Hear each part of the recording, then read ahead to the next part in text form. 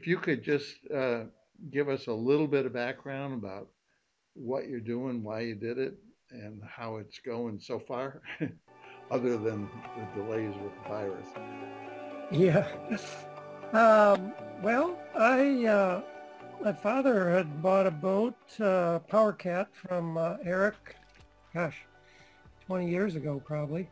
And that boat has since been sold, and my father's passed away, but I got interested in having my own boat, and because I'm a pilot and I have an airplane, I thought it'd be great to be able to keep it over in the Bahamas, charter it out, and then fly over and use it whenever, well, not whenever I want, but hopefully a few times a year. And the boat would already be in the Bahamas, which was always kind of a ordeal getting it over there with my dad's boat. So I talked to Eric, and we kind of ran the numbers, and everything looked good. And I think I saw him at the Fort Lauderdale Boat Show, and we signed the papers, and off we went.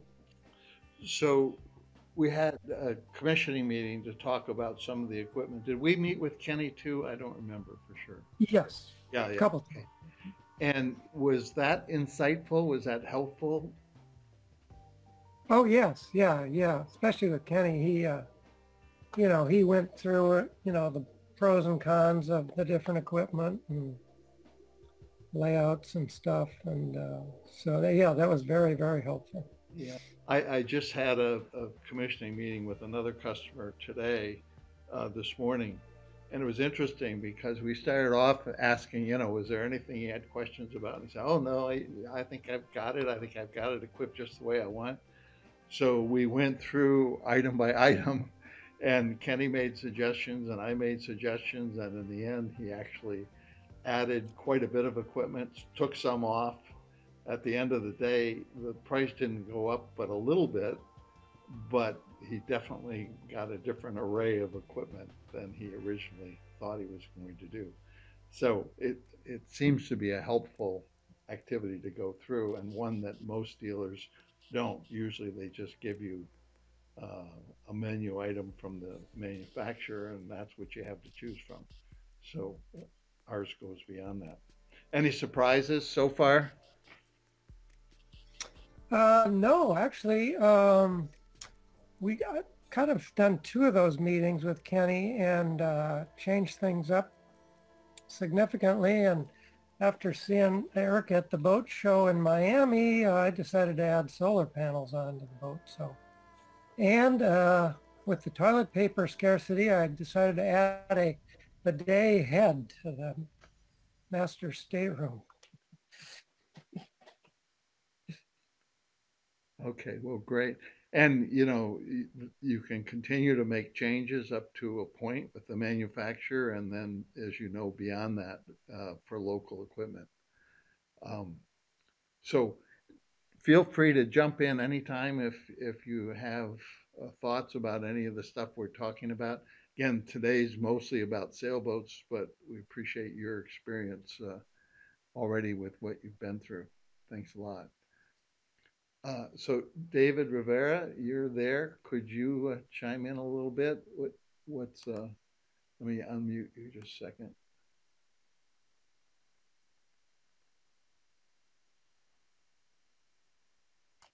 I don't know why they don't. Oh, I think you're muted on your end, David. Hello, can you hear me? Yep, there you go. Thank you. Oh, great. So I also met Eric at the Miami Boat Show, but this was about 2 years ago, right, Eric? I think so, yes. Yes, and wow. Time flies. And I was there basically on a, at the boat show, basically kicking tires. And then I walked into the Phantom Peugeot booth, and I met Eric, and it was almost like an emotional feeling that, you only live once and you have to do it right now. So, kicked some tires, looked at the boat, went back home, and then that afternoon came back to the boat show, and I said to Eric, I'm going to do this. In terms of experience sailing, not very much at that point. And I decided that this was going to be my new passion slash hobby. And then looking at my personal life, I realized that I do have a lot of time to actually spend time on the boat. I'm very fortunate that way. And the vision for the boat slowly evolved from it being a charter to more and more becoming, a full-time boating situation for me, where I want to go cruising up and down the East Coast and the Caribbean. In terms of experience, obviously I don't have that much just yet, so it'll all be at first locally near my house, which is in Florida. And in terms of the experience with Eric and Atlantic Cruise Gas, everything has been wonderful so far. I've learned so much, not only about catamarans in general, but about the visual of the brand and the process of getting a new one, as well as the various ways to acquire it from a financial perspective. And hopefully my boat will be here at the end of the year. I mean, obviously there's some delays, but we'll see. Yeah. Well, let's hope for the best in all of that. Yeah. David's got a Fountain Peugeot 42 sailboat for everybody to know. And Austria, yes. So you did a commissioning meeting with Kenny. Did you find that helpful? Yes, extremely. I mean, I must say that the list of options is somewhat cryptic at first, especially for someone who doesn't know, the various systems, what's good, what's bad, what's a nice to have, what is essential. And by speaking with you, Eric, as well as with Kenny, I was able to clarify what the various things are, as well as what my needs are. And there's a lot of flexibility during the time that, from the time that you decide to go for the boat until the time that there is a harder deadline as to where you have to have your decisions made. So yeah, I mean, so far the process has been great. I think I've had multiple commissioning meetings, either on the phone or via email back and forth until we've clarified everything. And right now the list of items I'm really happy with it. I have one or two more questions, but essentially I'm super happy with what I've selected. Yeah. Well, thanks very much, David. I think one of the things that's really unique with us is that those commissioning discussions go on and on, really literally up until the boat gets here. But you're not stuck in a can. You really can have the boat equipped the way you want, and often we can suggest things based on what you describe to us as the way you're going to use the boat, so that it more closely meets your individual needs. And then, of course, we have the boat business program to help with paying for it. So next, I want to go on to, let's see, who else was here? Sorry. Oh, Scott Crossville. Scott has 45 on order. And let me find you in the panel here, Scott. Unmute you. You were on the phone. Oh, your phone's now should be operational. Give it a try. Good evening. Can you hear me? We can hear you just great. It's very clear. Oh, great. So I had a little trouble getting in, but I figured it out. So I've got an Elba, the 45 on order. So we finished our due diligence, and I kind of have the unique situation where I don't have a lot of time. So I'm looking at putting a boat in charter, and that program's going to really work well for us. And I am not an experienced salesperson, so I hope to be by next year. I've got our boat was scheduled to arrive next year in January. I'm sure that's going to be moved back. But this is kind of fun to talk about something besides the COVID-19 work and the market. Sure. So I'm with you. we may all be vegetarians soon, from what I heard today. It sounds like the farmers are going to stop making meat. So I was looking forward to these little seminars. I think some of them would be very interesting to me. Well, thank you very much. And just jump in anytime. We appreciate your input. See, one of the things that we're a little bit focused on today is the social areas and the outside areas. Was there anything, and this is the 45 on the screen. Can you see that okay, Scott?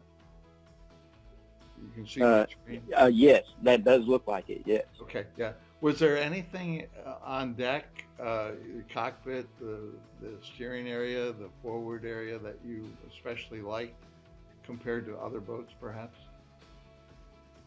Well, I like the engineering of this thing, and I kind of picked it because of I'm an engineer by degree, and I like the safety aspect of it. I felt like this thing is well built, and at first I thought it would be sexy to have the upper compartment with the hard top in the center, and the more I thought about it and researched it, I decided the way that the FP, the Elba 45 is designed with kind of a partial on that upper deck is probably the safest from an engineering standpoint. So I like that. And you still have it. You still have a social area up there.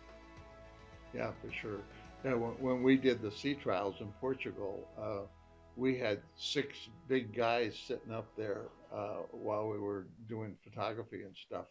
And it was not crowded at all. It was very comfortable, and there were places to put drinks, and it was a great social area in addition to the cockpit and all the rest. I found in cruising, oftentimes I spent a lot of time chartering our various customers' boats, especially the 44, because that's been around for a long time, and it just went out of production and was replaced by the 45. But that it also had a nice seating area up on the hardtop there. And one thing we found that I hadn't thought about, but as we were coming into port, as we sailed with a group, we had actually 8 people. We had a 4-cabin boat, and when we were coming into a new island or a new port or a place where people hadn't been before, everybody kind of gathered up there, both, I think, so they could be close together and talk to each other, but also it's the best vision up there of what's going on all around you as you come into a new place.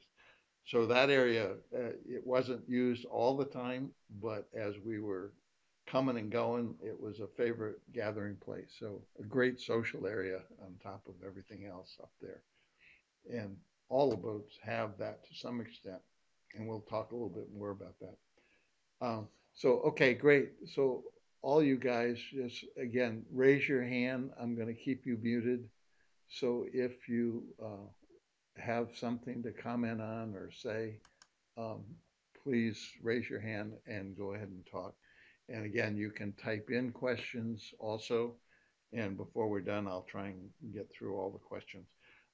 As I said, I am making a video of this, and I will send that to everybody afterwards. So you'll get a little refresher maybe. So this was meant to be focused on the commissioning process, which is pretty much the same for the powerboats and the sailboats, but with a focus on the sailboats outside deck. Later, we'll do it on the powerboats too. But the same principles apply, as far as social areas. The powerboats have a fly bridge, which is kind of replaces the cockpit on the sailboat, although our power cats have a very nice cockpit as well. Like the sailboats, the inside and the outside kind of blend into each other. There's no step. It's a flat floor. It's open. There's a pass through for serving, and the cockpit area is covered, so it's shady and comfortable, and it can be enclosed. I'll talk about various ways you can enclose it, but that's a really nice feature: is the openness of the boat from one end to the other. But in really awful weather, you can close it up tight and have a nice, cozy cabin inside. Equipment spaces on the sailboats and the powerboats are large. on all of the cats, both power and sail. The engine rooms are outside of the main cabin. They're not under berths or anything like that. On the power boats, it's literally a stand-up, walk-around engine room. But on the sailboat, it's a stand-up room also with lots of room and lots of space to get around the engine.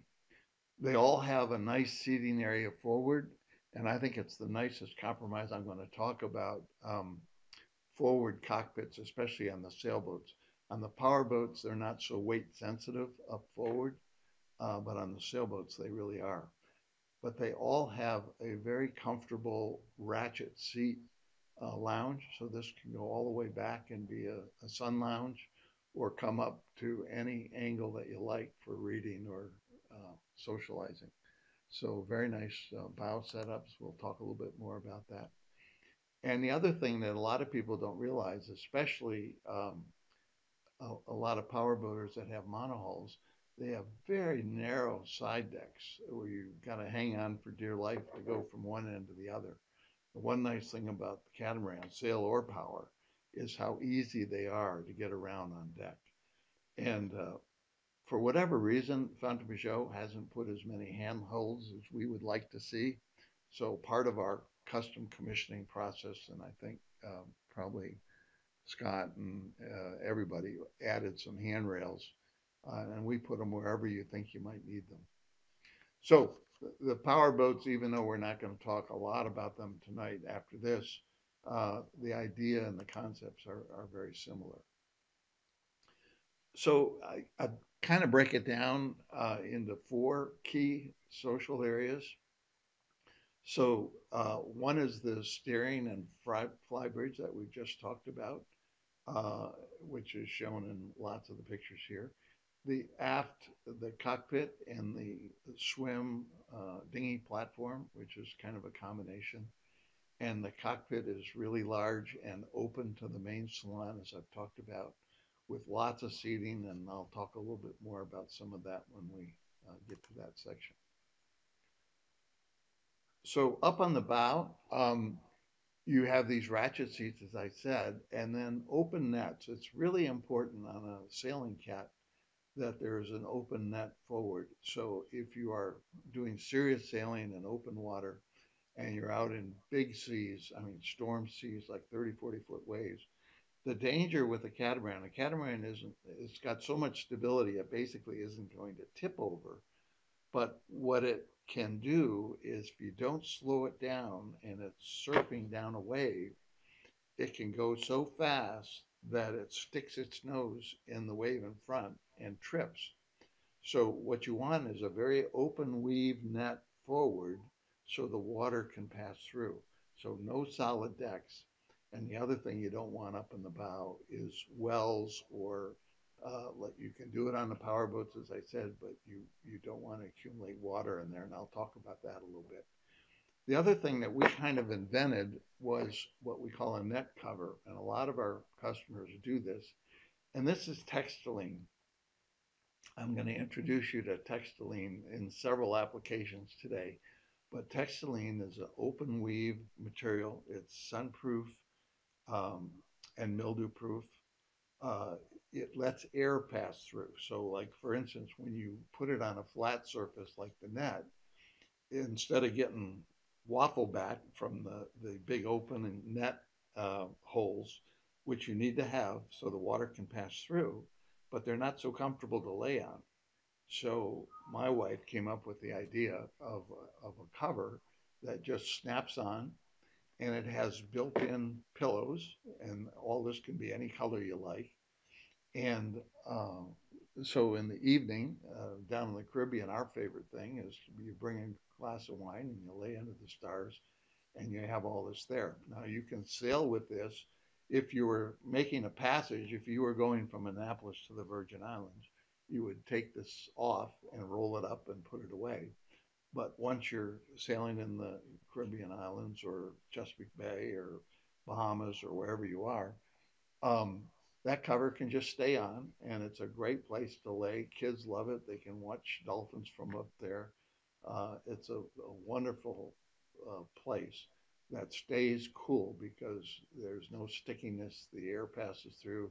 You might get a little spray, so you see most people are in bathing suits when they're up there, but it's just an additional fun area on the boat.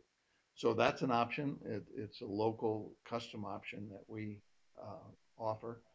And I'm introducing you to textiling. So textiling horizontally has a nice feel.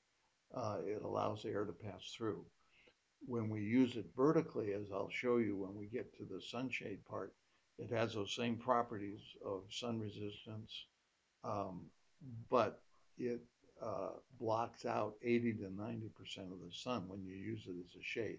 So I'll show you some applications for it in that kind of context. I talked about the open weave. You know, we're seeing a lot of boats that are coming out that are basically charter boats. They're set up for, you know, people that don't plan to do any serious sailing. And one thing I always remind my customers is, you know, maybe you're not going to do any ocean sailing. Maybe you're just going to sail around locally in the bay and do weekend sailing and really watch the weather and all of that. But if you get a captain to move the boat, or if you move the boat and you go, you know, from Annapolis to the islands or something, you could get caught. I mean, with today's weather forecasting and everything, it shouldn't happen, but you want to know that you'd be okay if it did happen. So you don't want solid decks. You don't want anything that'll trip the boat if you get out in big waves. And the other side of that is keep in mind resale. You know, nobody wants to buy a charter boat that's set up to sail in a 50-mile circle. The guy that buys your boat secondhand very likely is going to be a liveaboard or a long distance cruiser. So he's going to want a boat that's safe out in the ocean. So he doesn't want solid decks, and he doesn't want big footwells. The footwells on a lot of these boats um, will, and here's the formula. You can see it here. You'll get it in the video too. But most of them that I've calculated and measured uh, will hold 7,000 pounds or so of water if they get flooded. So what I'm saying, again, it's not going to happen when you're in your local waters, but if you're out in the open ocean surfing in waves and you stick the bow and the water comes in because it can't pass through a net, and the water comes in and fills that compartment, that can easily be 7,000 pounds. And I've heard people say, well, you know, they have these great big drains and it's going to drain. Well, from one wave to the next wave only takes about 7 seconds when you're in these 20, 30-foot waves. So there's not going to be enough time for that water to drain out before you hit the next wave. And now you might as well have a pickup truck, which also weighs about 7,000 pounds, sitting on the bow. And I don't think any of us would start off on a long distance offshore trip with a pickup truck sitting on the bow. And so, although it's unlikely to happen, it definitely can happen. And why? You know, what do you need? Just one more area. You've already got the cockpit, you've got the swim platform, you've got the bridge deck with the steering station. So you've got sunny areas, shady areas, and you've got nice lounging spaces on the Fontainebleau with the ratchet seats and the net cover and so on. So, but mostly sunny, you know, so this is a sun area, the cockpit's the shade area. So you've got both and easy transitions in between. So anyway, that's my thoughts on the forward cockpit. I know a lot of the ladies, especially, like the idea of a door that goes forward, but those are problematical also with leaks and so on, and they've had problems with them on a lot of the popular models. Again, it's an idea that was developed for the charter trade. So if you want a boat that's primarily going to be for charter, you're not considering resale value, you're not considering long range cruising, you know, so buy a charter boat. But Fontainebleaus in general are purpose built to be long range cruisers, liveaboard cruisers. They have more storage, better performance, more sail area, less weight, and features like a bow that's all open. Um, so that they're safe offshore. If anybody has any comments, I have to look at the console to see the hands raised, and I don't see any. So I'm going to assume we're okay for now. So this is fun in the sun, whether you're laying down, sitting up on the nets, or you sling a hammock underneath, which I learned this trick from a friend in Puerto Rico. So in Puerto Rico, they still go on vacation in the summer, the same as we do up north, but it's a lot hotter. So one of the things I learned is they do either a rope between the reentry hatches underneath the boat, or a hammock slung so that they can dangle their feet or even their butt in the water. And with a rope underneath there, you can put a life jacket over that, and you can lay back on it, and you can set up a bar just inside those escape hatches, and you can lay under there sipping cocktails in the shade with your butt in the water, and it's a very cool place to be in the Caribbean in July and August. Just one idea of what you can do. The cockpit is my favorite place, and there are some things to note. One I've already talked about is the passage. All of the Fountaine Pajots and each new generation, this is bigger. This opening is bigger. But there's a counter, and you can serve back to there. As part of our custom commissioning, we always put a waterproof plug right at the transition. So if you want to put a blender in for margaritas or whatever, you've got that there. So that big opening is really important, and those doors slide over each other so they go back out of the way, and they leave you this big transition. Again, totally flat floor, lots of headroom, just a really nice transition. Another thing that people often don't notice, a lot of the boats I've seen, again, they're charter boats, so they're not thinking this through very well. But they make this sort of U-shaped seating, and it's very difficult to get in and out. And one thing that Fountaine Pajot has done is they give you lots of ways to get in and out of the seating, so everybody doesn't have to move. And even this table can be a high-low cocktail table, which it can give you more room to walk around. The other thing is there's storage under these seats. You can see some of the lockers here, and all across the back. So lots of storage in the cockpit and seating that's easy to use. This is a favorite reading place for almost everybody. Everybody gets propped up here and reads. And when we get to inside talks, which will be another webinar, I'll talk about some stools that can come out and become cocktail tables out here. Um, the third thing that's important to note is that the openness to the actual steering station. So whoever's up steering, if they are, especially as you're coming into port or whatever, where you have to maneuver with traffic, usually somebody gets up there, they're not on autopilot anymore. And it's nice that you can hand up a drink, you can talk, um, and serve lunch, whatever. And there's room for 2 or 3 people in the seat up at the helm. We'll talk about that. But it's open to the cockpit, open to communication. That's the point of it, I guess. So you have a very nice shady area that lets the air come through. Big windows forward, which also lets air come through. People ask about the ventilation and why there's not more hatches. When these forward hatches are open, I can tell you, with this big door, and if you're anchored or something, and any breeze at all is blowing, it'll blow out the fire in the stove. It comes whistling through there. Oftentimes we end up having to damp these down or close them if we're trying to cook on the stove. So good storage, comfortable seats. If you look at some of the reviews online, people talk about the cushions that Fountaine Pajot uses being among the most comfortable of any manufacturer. All the reviewers say that. It's a common theme. But the other thing that makes it very comfortable, and if you sit there, you'll really notice it, but I think you can tell, that the backs are very high. So you don't have these little combings that kind of hit you right in the kidneys. Nicely done. Uh, so the cockpit, one of the popular things is to somehow give you shade. You know, often our boats are following the sun, so you need to have shade.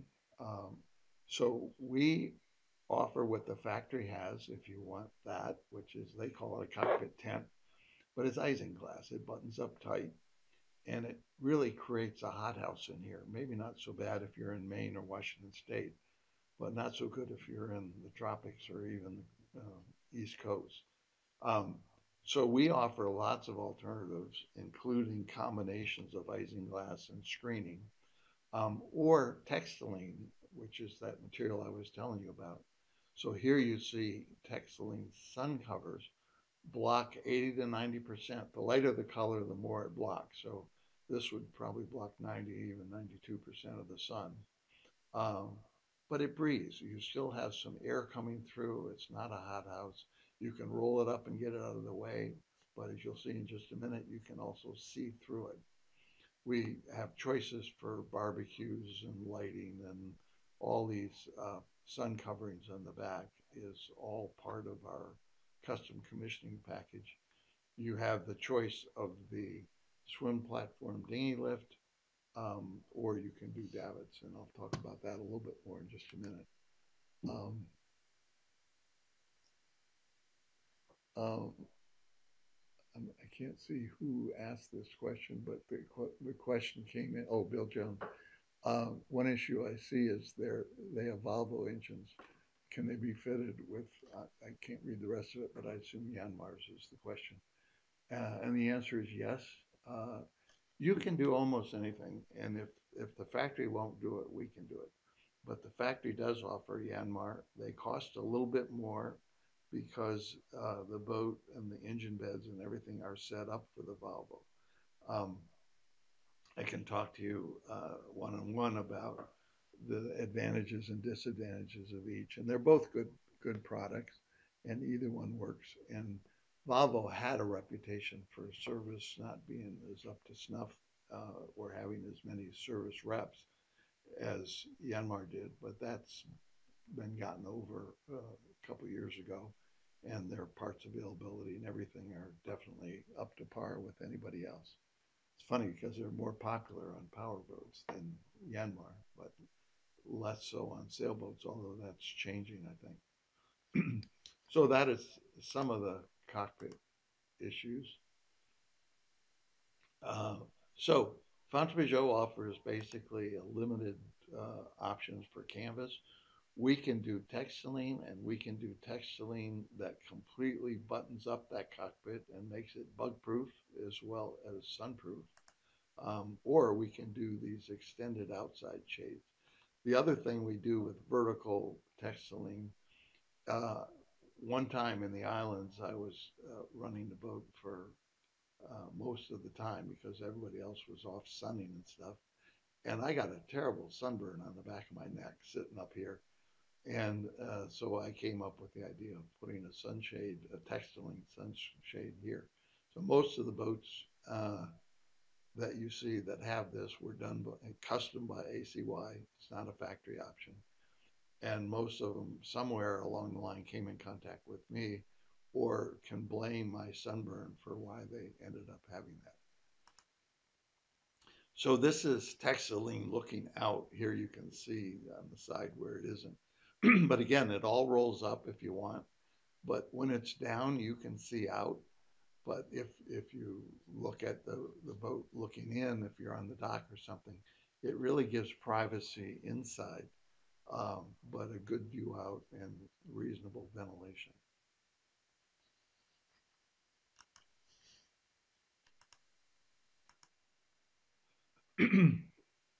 So just some more views, and then we're going to uh, transition into the helm area and the control cockpit. So again, all of these things.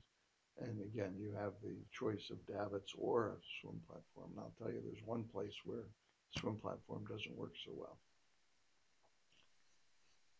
And this is that nice serving counter out into the cockpit. So for dinghy handling, you can do conventional davits, which we see here, and typically we put an electric winch on that so you can raise and lower it quite easily. We have the option on all of our boats to do hydraulic davits. They can hold more weight and they're completely hydraulic, so they're push button up and down for the dinghy. Um, they also, you can kind of see it here, but there's a little bit of a chock built into the top, so you can store a kayak or a paddleboard or something on there.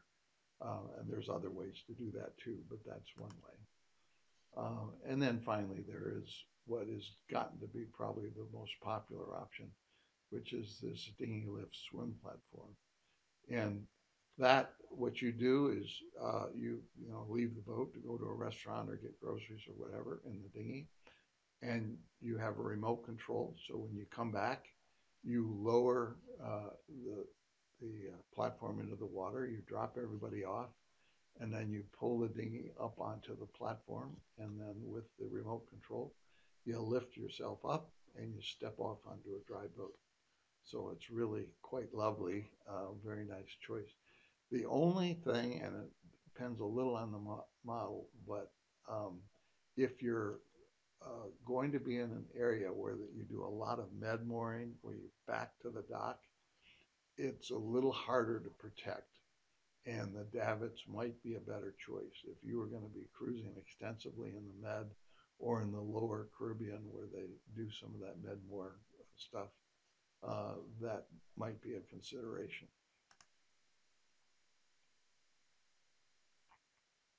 But the kids love it. It is a great platform.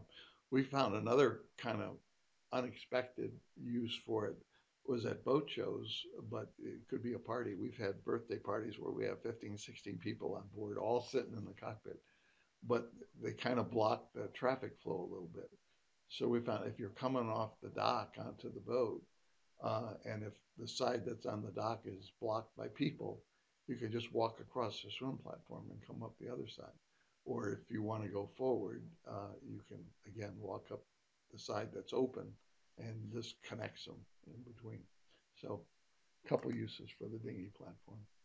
And what's not so obvious, but is true, is that there are chocks built into that dinghy platform. So you can almost see them here, but they fold back in so that they're stainless, and they fold in so that they're absolutely flush, and they don't stick up. So when you're using it as a swim platform, there's nothing to catch your swimsuit on or anything. That's a very comfortable platform. But when you want to use it as a dinghy, you just flip these out, and the dinghy tucks right in there. And then a couple of rings for tie down, and you're all set to go. I think this is the control cockpit is really one of the most important functions on the boat before you talk about the rest, the sun deck, and the other seating areas and all that. What's important with this control cockpit, the way found to be shown, except on the smallest boat, the 40, where it's a little bit different, but on all the rest of them, there is direct access from the cockpit where you can walk through to get to the deck. So if you want to go aft or forward and there's any people blocking you or whatever, you can come up through here and go forward. Also, for single handing, this is an ideal situation. One thing is that all of the boats have the controls, the engine controls, on the outside of the pedestal. So you can stand on the deck, and as those of you who have run catamarans know, if you pull up to a fuel dock, where it's a parallel docking situation, you can have your lines ready, your fenders ready ahead of time, pull up to the dock. Standing on the deck, you can maneuver right up to the last minute, right to the dock, and then either hand a line to a dock attendant or even drop it on a piling, put it on the center cleat, which is just out of view, but it's just back here, put it on the center cleat, and you've got the boat totally under control at the dock, and you can put the bow and stern lines on when you get to them. But it lets you literally dock the boat single-handed in that situation. The other criticism of the split, having the steering station aft and the control station forward, it turns out it's just the opposite of what you might think intuitively. Um, it actually is much better. A couple reasons. One is that with all the controls led back to here to electric winches, so whether it's raising the halyard, tacking, everything, you end up with a lot of line. And when the wheel is against the same area, um, the wheel gets in the way of accessing this, and the lines often get tangled in the wheel. And nothing like being halfway through a tack and having a line jam the wheel so that it gets stuck in irons, halfway through the tack. This way, everything's kept separate. It makes it really easy. You can get right up to these winches. If you are using them by hand, you can get over the top of them and really have good leverage. So a very, very efficient way. Um, when you're steering, there's normally nobody up here, but you can either be on autopilot and step up here. So one issue is, what about tacking? You can't turn the wheel and be here at the same time. Well, it's pretty difficult to turn the wheel and handle the lines at the same time anyway. But what's great about this is what I do is I put my autopilot control, which can either be your cell phone hooked into the autopilot program or a remote on the autopilot. You just put it on the deck. I put Velcro dots on the deck and Velcro on the back, and so it sticks down and it won't roll away or slide away. You hit the tack button. You let off the off sheet and take in the active sheet on the electric winch with pushing a button. So you let one sheet off, you push a button and take the other one in. The boat tacks perfectly through 100 degrees.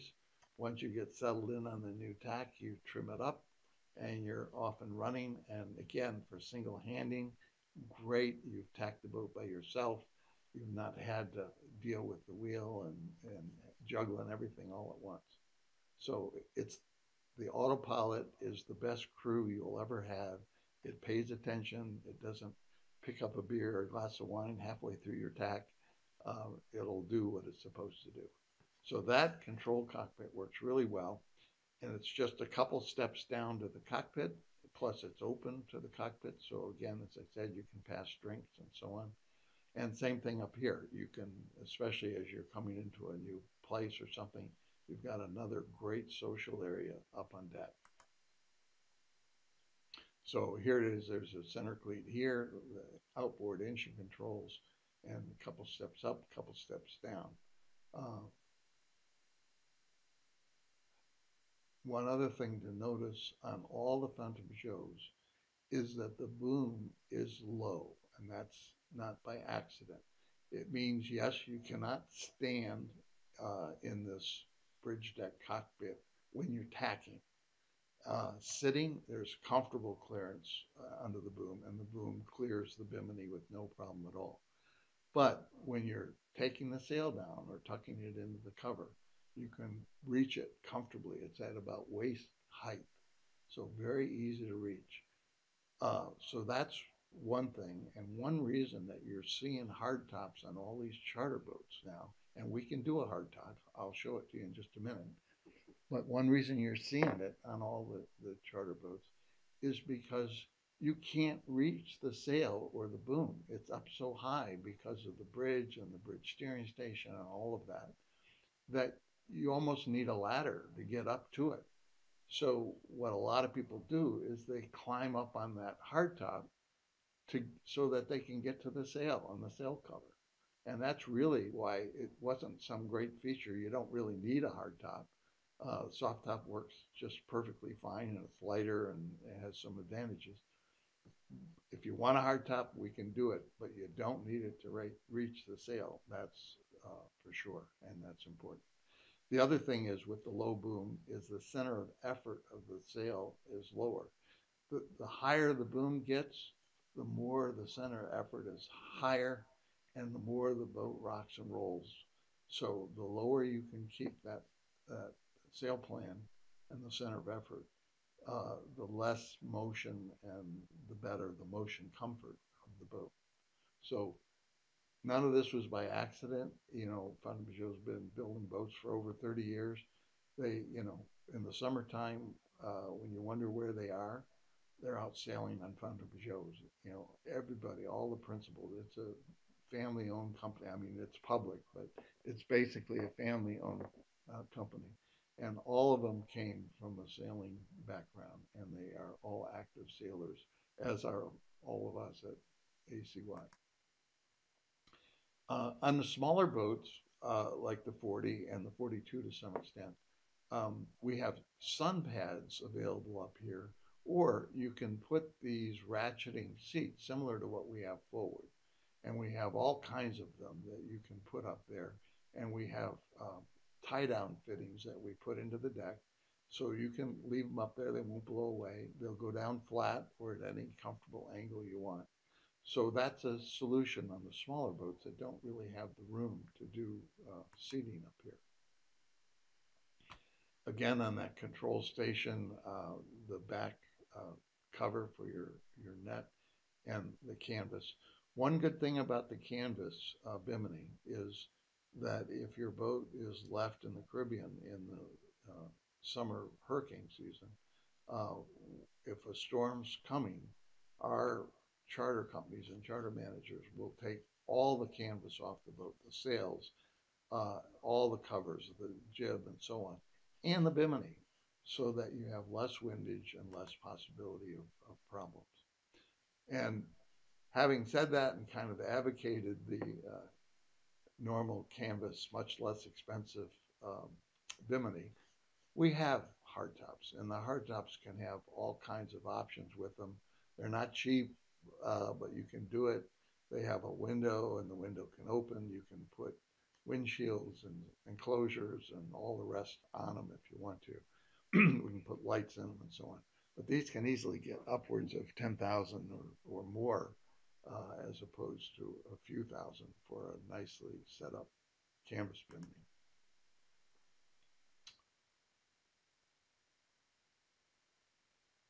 So again, easy to control and tack the boat from the control cockpit, controls outboard for easy handling under power, and on the bigger boats especially, some very comfortable seating up there.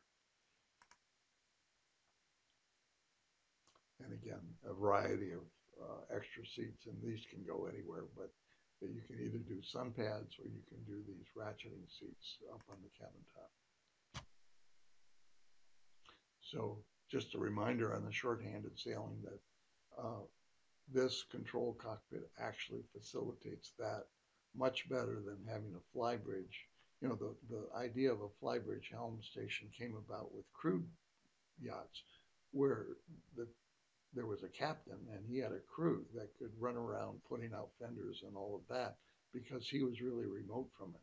When you're sailing the boat yourself, or even if you have friends who maybe aren't so knowledgeable, you're going to have to do a lot more of it yourself. So much better to be at the deck level so you don't have to go up and down stairs to get to things. And you can see from here all four corners of the boat when you stand up. And this aft corner over here, you can either just duck your head down and look straight through and you can see that corner, or we can put a camera on back there, which we're doing more and more. Um, all the Fountain Peugeots have a recessed location for solar cells, and we've gotten where we put some really robust ones on with much more output than what the factory offers. We can also build a stainless rack back at the back to make them even bigger. What's nice about having them back here is they're out from under the shade of the boom, so they're more efficient, and you don't have them all over the deck getting in the way. And we can get easily 1,200 watts or more out of that. And again, part of what our custom commissioning is all about is sitting down with you, as our guys have already explained, and going over everything, going over what the electrical loads are, how you're going to use the boat. Are you going to be at a marina a lot or anchored out a lot? All of those things are discussed, and we really give you a detailed analysis of what the electrical loads are going to be so that we properly size the battery banks, the solar cells, and all the rest. So I'm not going to get into all of those issues now, but just know that they're all addressed and discussed, and we find the best solutions.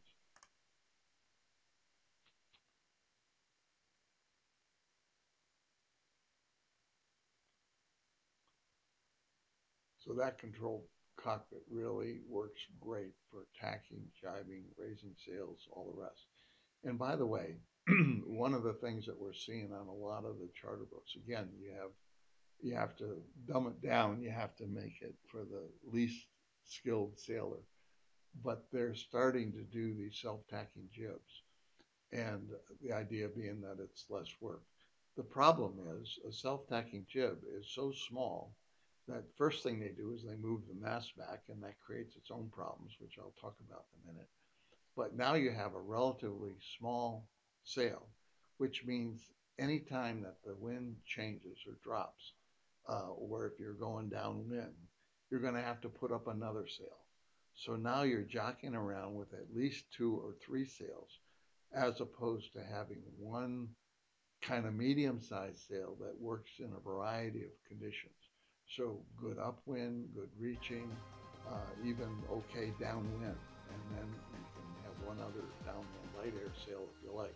But you don't need a whole host of sails, and you don't need to be changing sails all the time. And I've already described how easy it is to tack or jibe the sail using the autopilot. So it's not like it's a big job. These charters that have no experience and don't know any better think, oh, it's wonderful. You just turn the wheel and the thing tacks itself. Well, it's never that easy. It often has problems and it gets hung up and all the rest. But this is, I think, the traditional and the ideal way to have your normal jib set up. So I wouldn't recommend a self-tending jib, and I definitely don't recommend putting the mast back, because in a normal situation, both catamarans for years, the mast is stepped where the major forward bulkhead is. So it's supported across the whole width of the boat. Um, if you move the mast back, what happens is, oh, sorry, how do we get back? If you move the mast back, it ends up that you have to have a pole come down. And where does it come down? First of all, in the middle of the accommodations in the boat. But secondly, it comes in the middle of the cabin where there's no bulkhead. So what do? You can't put an I-beam underneath the boat because it interferes with the water flow underneath. And if you put it above the floor, you have a big step in the middle of the accommodations. Um, One of the problems for a popular brand boat is that they've lost the mast in the boat by having a mast step further back and not being able to support that uh, floor enough that the floor gradually compressed, loosened up the rigging, and they lost the mast. So this happened a lot. But when you think about it, there's just no real good engineering solution for that. The much more logical thing is move the mast over the bulkhead, as has been the tradition, and go with more of an all-purpose, larger Genoa as your major sail. And then we talk about light air and downwind sails as a separate issue. He asked, how usable is that plancha style grill? And can you close it with food on it? Um, the plancha grill that's gotten so popular to talk about is kind of a European novelty. And all it is a grill. It could be gas or electric that has kind of a tray on it, kind of like you might see at a hamburger joint or something. Um, and that's what plancha means. So we can do the same built-in grill, and it can be a normal grill with grills on it, like Americans are used to, and it can be gas or electric. Again, same thing. So you don't have to have that European style plancha, but you can still have that really nice looking built-in grill look that it gives. Um, and he asked if you could cook and close the lid, and no, it's not meant for that. But you can definitely put other kinds of grills on that same pedestal or on just a flat deck there. You could put a stand and you could put any normal kind of a marine grill that has a closing lid and all of that. And in fact, that's kind of what I would recommend and what most of our customers do. Um,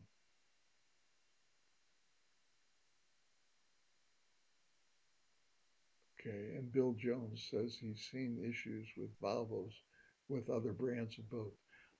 There were issues with Volvos. I'm not saying that they were always problem free. Up until a couple of years ago, they had some problems and they didn't have enough service facilities and they didn't have the parts to fix them quickly. So they got kind of a bad rap and it was deserved. They did a bad job for like 2 years. It was awful. And we had to go around fixing everything. Um, but at least for the last 2 years since then, we have not had any of those issues at all. And in fact, we find with their electronic monitoring of the engine and so on, that it's a delightful engine to deal with and service and all the rest. And it's been a very serviceable package. And it's the one that Fountain Peugeot, after looking at all the choices, has decided is the best choice. But again, if you want a Yanmar, you can have it, and we'll talk about the pros and cons. So light air and downwind sales, I talked about that. I just talked at the commissioning meeting with one of my customers this morning about that. And he thought that he was going to go ahead and get this sale that's so popular everywhere these days. And all I can say is that is a great sale if you're crossing oceans and you're going downwind in the trades and you're going to be days on end going just downwind. And in fact, in that case, as you see on this boat, you probably drop the main altogether and just depend on that sail. But for all the rest of us and all the rest of the conditions, and I've met with many sailmakers, um, the best of all the choices for an all-around sail for the kind of sailing most of us are doing, even if you're going up and down the East Coast or going to the islands or something like that, you're not sailing downwind in the trades very much. So each type of sail, and the different sailmakers have different names for these things, but here you see the four basic categories of sails. And it's pretty self-evident that this asymmetrical spinnaker is the one that covers the biggest range.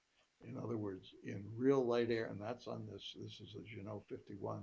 We put this on with a top-down furler on it, which is another thing. It can either have a sock or a top-down furler to make it real easy to handle. But in very light air, it'll go pretty close to the wind and give you excellent light air performance. So you'll be sailing instead of motoring. And then as you go off the wind, um, it becomes more and more of a spinnaker. And of course, on a catamaran, you can take the tack out to the windward hull, and it behaves very much like a spinnaker without using a pole. And we can do that with the bridle and so on. So when it comes to sails, we can talk about it, but unless you're going to have a whole array of downwind sails, if you have to pick one, I would suggest the asymmetrical spinnaker. And again, it's a question of how you're going to use the boat and talking with the sailmaker at the end of the day. So that's it for this subject. It took a little longer than I thought. I'm sorry. Um, does anybody have any questions? David Rivera says, how easy it to add the text lane exchange, cockpit enclosures, I guess after the boat's commission, after the initial commission. Yeah, easy. It's easy peasy, as Chris Rain says. Um, we have measurements for all different kinds of them already on different boats, and we have local suppliers in both our Fort Lauderdale and our Annapolis commissioning facility.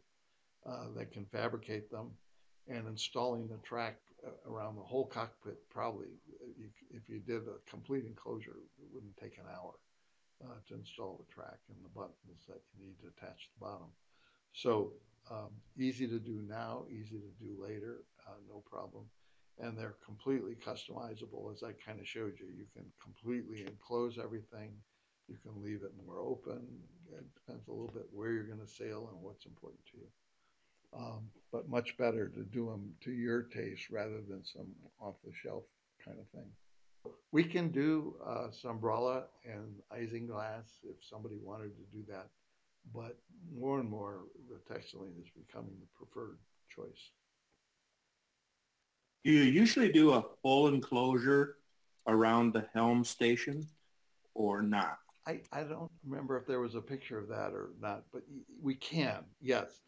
Um, you know, what I've found and gotten feedback is that um, for most uses, it's too hot when you enclose that. People are looking for air. So what we sometimes do is put a windshield on with a zip out or zip open front so you can get air into that area, you know, if you're cruising around the Caribbean or Bahamas or something like that. Um, but there's also an option, a very uh, cost-effective option from the factory because they build them in quantity, but they do an isinglass and Sombrella.